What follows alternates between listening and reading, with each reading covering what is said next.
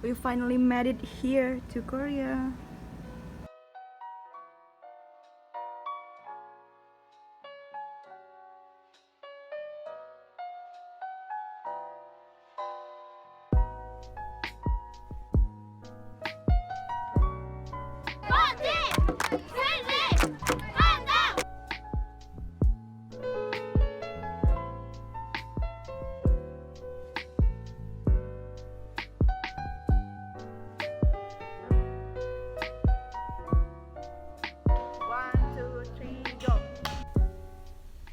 Yedra, annyeonghaseyo. Hai everyone. Kenalin, nama aku Syifa. Jadi awal mulanya nge-YouTube itu kan aku upload video pas aku kuliah di Korea tahun 2018.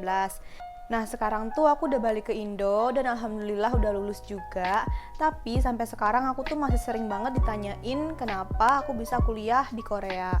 Jadi di video kali ini aku bakal jelasin ke kalian kenapa sih aku bisa kuliah di Korea. Ngajak pertanyaan yang pertama yang paling sering banget ditanyain ke aku itu adalah, Kak, kenapa kok bisa kuliah di Korea? Nah, jawabannya adalah karena aku ikut program Student Exchange dari IRO atau International Relations Office di kampus aku, Universitas Muhammadiyah Yogyakarta. Jadi kampus aku tuh UMY punya kerjasama sama beberapa kampus di luar negeri, salah satunya Korea Selatan. Nah, jadi program Student Exchange ini adalah program rutin dari kampus aku setiap semesternya. Program SE ini terbuka untuk semua fakultas dan semua jurusan di kampus aku. Jadi sistemnya seleksi gitu ya guys. Nah, untuk seleksinya sendiri itu dibagi dalam beberapa tahap. Yang pertama itu seleksi dokumen.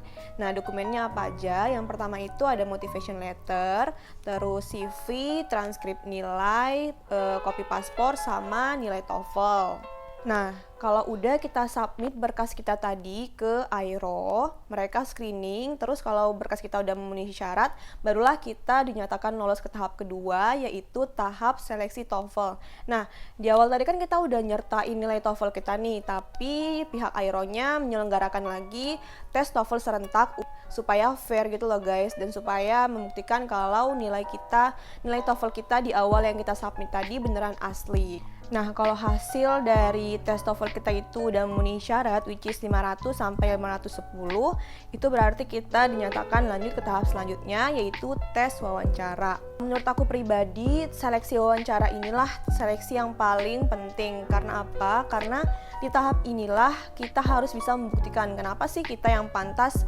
untuk kepilih student exchange ini dibandingkan sama peserta lainnya. Setelah tes wawancara, barulah diumumkan apakah kita lolos student exchange atau enggak, dan diumumkan juga di kampus mana kita diterima. Jadi itu kita dibolehkan milih 3 universitas ya guys. Nah, tapi kalau aku, karena aku cuma minat di 2 universitas saja, akhirnya aku cuma taruh 2. Yang pertama itu Sanmon University South Korea, sama yang kedua Sias University China. Dan alhamdulillah aku keterima di pilihan yang pertama. Nah, jadi ini aku pengen cerita gimana proses aku daftar student exchange ini. Jadi aku tuh udah pengen banget buat sekolah ke luar negeri dari aku SMA. Nah, terus pas aku maba, aku akhirnya tahu kalau ternyata kampus aku tuh punya program ini. Akhirnya aku mulai tanya-tanya ke kakak tingkat aku yang udah pernah berangkat exchange, terus aku juga sering-sering baca website dari IRO kampus aku. Itu aku pengennya daftar di semester 3, cuman karena waktu itu aku masih maba dan aku persiapannya juga belum terlalu mateng, akhirnya aku tunda buat daftar atau berangkat di semester 5. Nah, pas aku semester 4, aku ingat banget itu tanggal 1 Februari, IRO tuh ngepost kalau fall semester exchange student itu udah dibuka deadline-nya dari tanggal 1 sampai tanggal 10 Februari. Nah, karena aku udah lumayan persiapannya waktu itu, akhirnya aku kumpulin berkas-berkas yang belum terkumpul dan aku submit lah berkas aku ke kantor IRO. Nah, setelah nunggu beberapa lama, akhirnya tanggal 21 Februari aku terima email kayak gini yang isinya itu jadwal tes TOEFL. Nah, terus setelah tes TOEFL itu tanggal 25 Februari aku terima email lagi kayak gini yang isinya jadwal wawancara. Selang 3 hari dari situ, yaitu tanggal 28 Februari, aku terima email lagi kayak gini yang menyatakan kalau aku lolos student exchange ke Sunmoon University. Waktu itu aku seneng banget sih karena kan itu tanggal 28 dan besoknya tanggal 1 Maret itu ulang tahun aku. Jadi aku berasa kayak dapat early birthday gift gitu. Nah, meskipun aku tuh udah dinyatain lulus dari kampus aku, tapi sebenarnya masih ada chance buat aku nggak jadi berangkat. Nah, aku belum terima yang namanya LOA atau Letter of Acceptance. Jadi LOA itu adalah surat yang menyatakan bahwa kita officially diterima di kampus kita di sana. Selama proses nunggu itu aku kayak yang deg-degan, ini aku jadi berangkat nggak ya? Karena LOA-nya tuh turun ternyata lama dari Sunmoon-nya. Sementara teman-teman aku yang exchange ke negara lain tuh udah pada terima LOE kan. Aku tuh kayak yang khawatir gitu loh, apalagi kan aku butuh LOE itu untuk apply visa. Dan akhirnya pada tanggal 22 Juni aku terima email dari Sunmoon yang menyatakan kalau aku officially diterima dan mereka udah ngirimin LOE-nya. Nah, jadi ini LOE-nya guys. Setelah aku dapat ini, akhirnya aku langsung siapin berkas yang lain, terus langsung apply visa. Nah, setelah melewati proses yang cukup panjang, akhirnya pada tanggal 19 Agustus 2018, akhirnya aku berangkat ke Korea.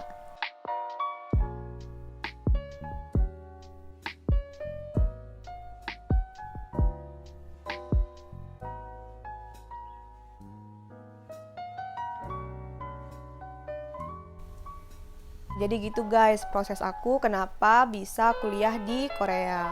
Terus pertanyaan selanjutnya, aku tuh kuliah di Korea itu beasiswa atau biaya sendiri. Jadi aku tuh kuliah di sana itu pakai partial scholarship guys dari Sunmoon University-nya. Jadi yang mereka cover itu adalah tuition fee, dormitory fee, sama meals twice a day. Jadi yang aku bayar itu cuma tiket sama visa dan living cost aku. Nah, menurut aku scholarship-nya itu udah sangat membantu sih guys. Karena apa? Karena teman-teman aku yang di negara-negara lain kayak Malaysia, Thailand gitu, mereka bahkan ada yang harus bayar uang kuliahnya dan tempat tinggal mereka nggak disediain dormitory gitu. Jadi mereka harus ngekos sendiri lagi di sana. Sementara kalau aku udah disediain dan bahkan nggak perlu bayar. Jadi aku bersyukur banget sih Sunmoon punya scholarship buat exchange studentnya. Terus pertanyaan selanjutnya, kalau kita ikut student exchange, apakah kita bakal telat lulus nantinya pas kita balik ke Indonesia? Kalau menurut pengalaman aku pribadi nggak telat lulus, aku bahkan lulus 3,5 tahun. Karena apa? Karena di kampus aku tuh ada yang namanya program matrikulasi khusus buat anak-anak yang student exchange. Jadi kita bisa ngambil mata kuliah yang tadinya kita tinggal di libur semester gitu, kita ambil kelas dan kelasnya itu durasinya lebih singkat. Jadi kita masih bisa memenuhi kredit atau SKS mata kuliahnya dengan tepat waktu. Tapi itu balik lagi ya guys ke kebijakan kampus kalian. Tapi kalau menurut aku pribadi nih, lulus cepat atau enggak itu bukan barometer kesuksesan gitu loh guys. Karena toh kita nggak lulus mungkin 3,5 tahun karena kita melakukan hal lain yang bermanfaat selama kita kuliah gitu. Jadi nggak mesti terburu-buru lulusnya. Karena ngelihat teman udah lulus 3,5 tahun, kita juga kayak worry kok aku lulusnya telat kayak gitu. Kayaknya nggak perlu. Selagi yang kita lakukan itu adalah hal yang bermanfaat. Pertanyaan selanjutnya adalah, Kak, kalau kuliah di Korea apakah harus bisa bahasa Korea? Jawaban aku adalah enggak, tapi kalau kamu bisa itu bagus banget, itu bakal membantu banget. Karena orang-orang di Korea itu bahasa sehari-harinya pakai bahasa Korea, mereka jarang banget ada yang bisa bahasa Inggris. Tapi aku pribadi pun sebenarnya pas pertama nyampe Korea tuh baru bisa baca Hangul doang. Tapi lama-kelamaan karena belajar bahasa Korea kan, akhirnya bisa conversation buat sehari-hari gitu. Nah, jadi kalian nggak perlu khawatir kalau misalnya mau kuliah ke Korea tapi belum bisa bahasa Korea. Karena foreign student di Korea itu wajib ngambil kelas bahasa Korea selama 1 tahun. Nah, ini pertanyaan terakhir. Kak, kuliah di Korea itu susah nggak? Nah, kalau aku pribadi, menurutku ya, susah-susah gampang. Karena apa? Karena mungkin kita udah terbiasa sama sistem di Indonesia yang serba santai dan serba lelet. Sementara di Korea itu kan mereka sangat-sangat terbiasa sama yang namanya tepat waktu. Jadi pas awal-awalnya tinggal di Korea tuh aku sempat kayak struggling banget gitu sama yang namanya pali-pali. Jadi kalau kalian suka nonton drakor, kalian pasti tahu orang Korea tuh suka ngomong pali-pali. Dan itu emang beneran guys, di dunia nyata mereka emang kayak gitu, serba cepat semuanya. Even kayak 1-2 menit tuh bener-bener berharga buat mereka. Contohnya kayak misalnya kita mau naik bus, terus misalnya busnya tuh harus berangkat jam 8 dan kita datang jam 8:01. Itu ajusi yang supir busnya itu nggak bakal mau bukan pintu buat kita.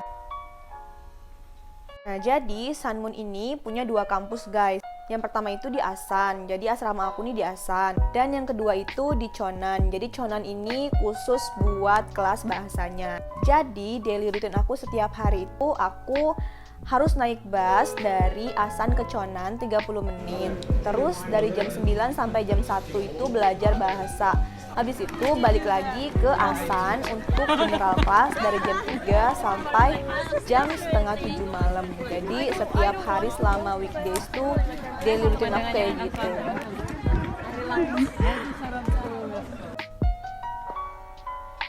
Nah, ini aku sekalian cerita juga. Jadi kan aku di sana tuh sekamar berempat sama roommate aku. Kita tuh sering banget yang namanya begadang buat belajar dan sambil nangis, kayak nangis diam-diam gitu loh guys. Saking strugglingnya sama sistem belajar di Korea. Tapi mau gimana pun tetap harus belajar. Jadi sambil nulis gitu, sambil nangis gitu. Tapi lama-kelamaan karena udah terbiasa, akhirnya kita bisa enjoy sama sistem belajar di sana. Nah, buat kalian yang tertarik juga pengen ikutan student exchange, sayangnya program ini cuman untuk mahasiswa di kampus aku. Tapi setahu aku rata-rata di setiap kampus tuh punya program student exchange. Nah, aku saranin kalian bisa datang ke kantor Airo di kampus kalian dan tanyain apakah mereka punya program student exchange. Dan kalaupun di kampus kalian belum ada program student exchange, mungkin kalian bisa cari student exchange dari luar kampus. Setahu aku rata-rata kampus-kampus di Korea itu punya program student exchange dan bahkan ada beberapa yang provide beasiswa juga. Coba kalian cari tahu aja di website resmi mereka. Nah, kalau teman-teman tahu yang namanya GKS atau Global Korean Scholarship, setahu aku itu juga ada yang khusus untuk exchange. Jadi coba dicari aja ya infonya, karena aku ikut exchange dari kampus, aku kurang begitu paham sama sistem exchange yang dari luar kampus. Oke guys, segitu dulu sharing session bareng aku. Mungkin kalau ada pertanyaan yang belum sempat aku jawab, kalian boleh komen atau kalian boleh DM aku di Instagram buat tanyain ke aku ya guys, supaya aku bisa bikin part 2-nya. Alright, that's all for today's video. I'll see you guys on my next video. 다음에 봐요. 안녕.